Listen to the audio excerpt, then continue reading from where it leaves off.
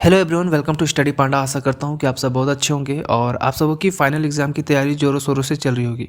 कुछ बच्चे पूछ रहे थे ना कि कौन सा सैम्पल पेपर बेस्ट होता है और किस सैम्पल पेपर से एग्जाम में क्वेश्चन देखने को मिलते हैं। तो सैम्पल पेपर के रिगार्डिंग कुछ क्वेरीज है, उनको आज के इस वीडियो में हम लोग रिजॉल्व करने की कोशिश करते हैं। ठीक है, देखो सबसे पहले इंपॉर्टेंस समझ लेते हैं। सैम्पल पेपर का इंपॉर्टेंस क्या है। सबसे पहला इंपॉर्टेंस तो ये है कि आपकी प्रैक्टिस हो जाती है अच्छी खासी। ठीक है, प्रैक्टिस हो जाता है, आपको नंबर ऑफ क्वेश्चन देखने को मिल जाते हैं। साथ में साथ आपको एक और चीज़ क्या पता चलता है ना कि आप जैसे जैसे इस सैम्पल पेपर को सॉल्व करते हो, आपका टाइम मैनेजमेंट समझ में आने लग जाता है कि कैसे एग्जाम में आपको टाइम मैनेजमेंट करना है।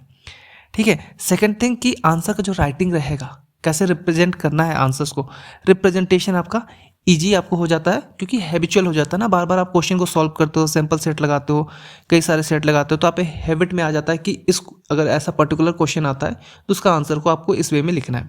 ठीक है, ये फ़ायदा आपको देखने को मिलता है। और कहीं ना कहीं आपका रिवीजन तो हो ही रहा है ना। बार बार क्वेश्चन को कर रहे हो तो रिवाइज कर रहे हो, अच्छी बात है। और आइडिया भी लग रहा है कि किस किस चैप्टर से क्वेश्चन देखने को मिलते हैं और कौन कौन सा टॉपिक इंपॉर्टेंट है, काफ़ी पता चल जाता है। पता क्यों चलता है मैं उसको भी क्लियर कर देता हूँ कि ये जो सारे सैम्पल पेपर आपको देखने को मिलते हैं ना मार्केट में, तो सारे के सारे सैम्पल पेपर एक्सपर्ट्स के द्वारा बनाए गए रहते हैं, टीचर्स के द्वारा बनाए गए रहते हैं और पिछले कुछ सालों का ट्रेंड को एनालिसिस करके बनाया गया रहता है। साथ में आप ये भी देखोगे ना कि सैम्पल पेपर में प्रीवियस ईयर क्वेश्चन भी काफ़ी ज़्यादा डाले गए रहते हैं जो बार बार एग्जाम में पूछे गए रहते हैं, तो उनका कलेक्शन भी आपको मिल जाता है।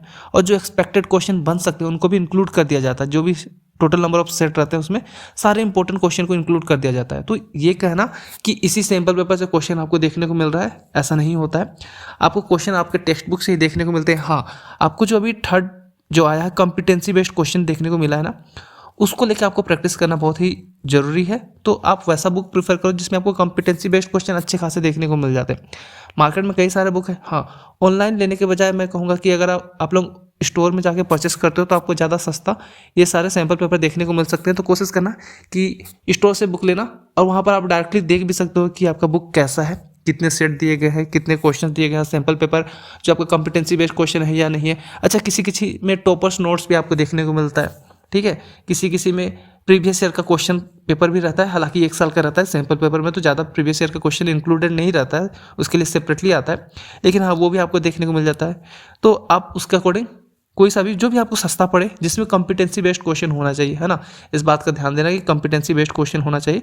आप उस बुक को प्रेफर कर सकते हो और अपनी प्रैक्टिस कर सकते हो। बेसिकली तो ये तो प्रैक्टिस के लिए है ना, बाकी आपको टेक्स्ट बुक तो पढ़ना ही है।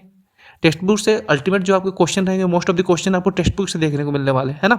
लेकिन आपकी एक प्रैक्टिस होनी चाहिए, आप हैबिचुअल होने चाहिए एग्जाम को लेके, ताकि आप एग्जाम में अच्छा परफॉर्म कर पाओ। ओके, बाकी कोई दिक्कत आ रही है तैयारी के दौरान, है ना, किसी टॉपिक को कवर नहीं कर पा रहे हो, कैसे कवर करना है ये समझना है, तो कमेंट करके जरूर से पूछ लेना। चलो मिलता हूँ किसी और वीडियो में, तब तक के लिए अलविदा लूंगा।